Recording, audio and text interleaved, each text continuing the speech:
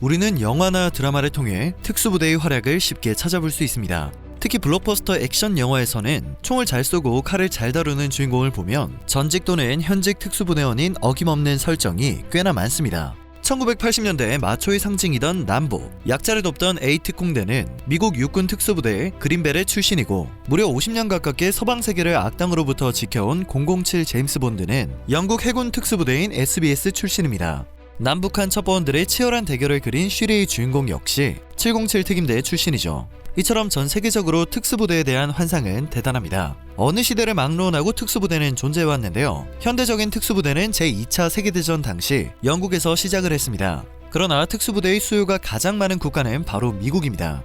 최고의 군사 강국인 미국은 특수작전 사령부라는 거대 통합 조직을 운영하고 있습니다. 가장 인지도가 높은 만큼 미국의 특수부대는 세계적으로 인정을 받고 있다고 볼 수 있는 건데요. 이러한 미국의 특수부대조차 탈출하지 못했던 곳을 한국인이 탈출해낸 사건이 있었습니다. 4시간도 4분도 아닌 단 4초 만의 말입니다. 이는 베트남 포로 수용소에서 탈출한 임종덕 소령의 이야기입니다. 1965년에 본격적으로 시작된 베트남 전쟁은 미국의 승리로 막을 내렸지만 적지 않은 사상자를 내고 끝이 났습니다. 미국의 동맹국으로서 전투병력을 파병했었던 한국은 월맹군에게 강한 인상을 남기며 공포의 존재로 떠올랐고, 1973년 3월 당당한 개선식과 함께 공식적으로 베트남에서의 철군을 완료했습니다. 하지만 전쟁 이후 지불해야 할 대가는 남아있었습니다. 전쟁이 늘 그렇듯 전사자들에 대한 국가의 보상이 어느 선에서 책정될 것인지, 또 생사 여부가 밝혀지지 않은 병사들을 어떻게 처리할 것인지가 다시 주요 쟁점으로 자리 잡게 된 건데요. 사라진 병사들을 찾기 위해 밤낮으로 수색을 펼쳤지만 결국 사령관은 귀국 보고에 포로나 실종자에 대한 언급을 하지 않았습니다. 때문에 생사 여부가 밝혀지지 않은 병사들은 현지에서 전사한 것으로 잠정 결론이 내려지게 되었죠. 그런데 철군한 지 5일이 지난 후 한국 전체를 발칵 뒤집는 사건이 발생하게 됩니다. 현지에서 전사했다고 생각해 무덤까지 만들어 놓았던 병사 한 명이 살아서 돌아온 것입니다. 그는 월맹군과 한국군의 최대 격전지였던 앙키패스 전투에서 치명적인 부상을 당했는데요. 10개월 동안 포로로 잡혀 있었고, 격전 직후 겨우 숨이 붙어있던 그를 월맹군이 발견해 잡아간 것으로 추정되었습니다. 그런데 이곳을 탈출해 살아서 돌아온 것입니다. 해당 소식이 충격적일 수밖에 없었던 이유는 그가 빠져나온 포로 수용소가 월맹군 기지 안에서 한번 잡혀 들어가면 결코 빠져나올 수 없다는 악명 높은 감옥이었다는 사실 때문이었습니다. 당시 이곳에는 한국인을 포함해 연합군 포로들이 잡혀 있었지만 결코 빠져나올 수 없다는 말처럼 수십 년간 단 한 번의 탈옥 사건이 발생하지 않았습니다. 그런데 한 명의 한국인이 이 악명 높은 감옥에 대한 소문을 깨트린 것입니다. 혼자의 힘으로 그곳을 탈출한 최초의 포로였기 때문에 국내는 물론이고 미군, 그리고 전 세계는 놀라움을 감추지 못했습니다.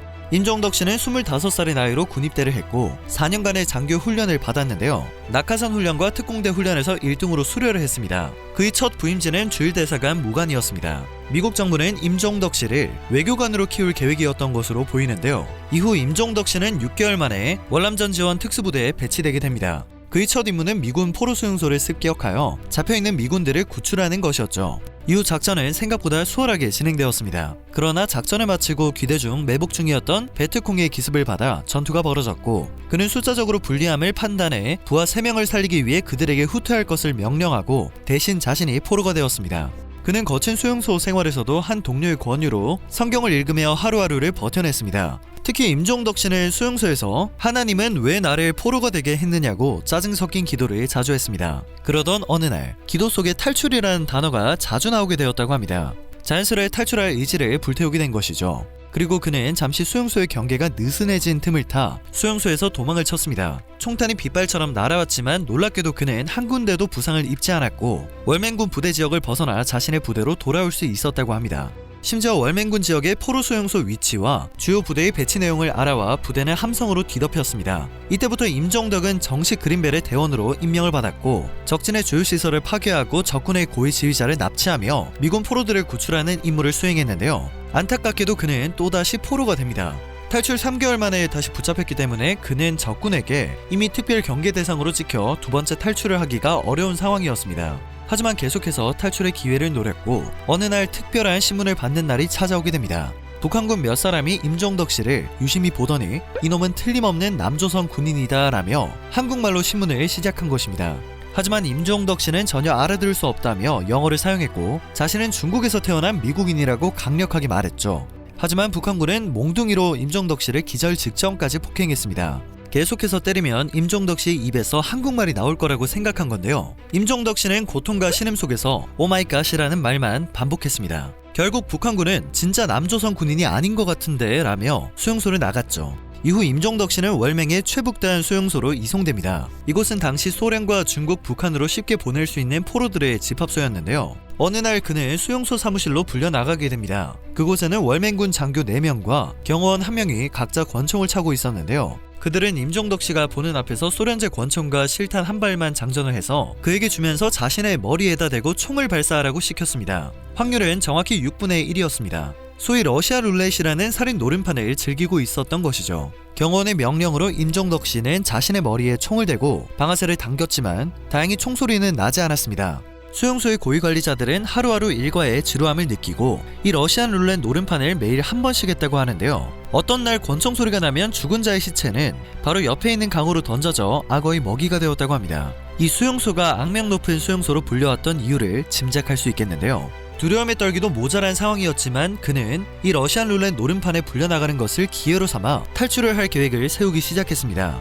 지난번과 같은 상황이 펼쳐지면 4초 안에 현장에서 그들을 무력화시키고 도망친다는 계획이었습니다. 거의 1초에 한 명씩 처리를 하고 100m 정도 떨어진 메콩강에 뛰어든다는 어쩌면 무모하고 위험한 계획이었습니다. 그런데 이러한 계획을 세운 이후 보통 일주일에 한 번씩 노름판에 불려가던 순서가 한 달이 되었는데도 돌아오지 않았습니다. 초조함을 느낀 그는 아마 곧 월맹을 떠나 북한 혹은 중국으로 끌려갈 것이라고 예상했는데요. 이러한 예상을 하면서도 포기하지 않고 한 달 동안 운동을 하는 척하며 4초 탈출 작전을 연습했습니다. 초조함을 느낀 기간이 오히려 그에게 연습 기간이 되어버린 것입니다. 한 달이 지난 어느 날 임종덕 씨는 드디어 그들에게 불려갔는데요. 장교 4명이 권총을 차고 서로 2명씩 마주보고 있었고 이날따라 여자 경호원이 총을 옆에 세워놓고 서 있다는 걸 확인하게 됩니다. 그는 마음속으로 하나님을 부르며 권총의 탄환이 첫 번째 탄창에 들어가게 해주세요. 그러면 상대방을 한 명이라도 사살할 수 있습니다. 라고 생각했다고 합니다. 이윽고 장교 1명이 자기들끼리 보는 앞에서 권총의 탄환 한 발을 장전하고 돌린 후 임종덕 씨에게 건넸는데요.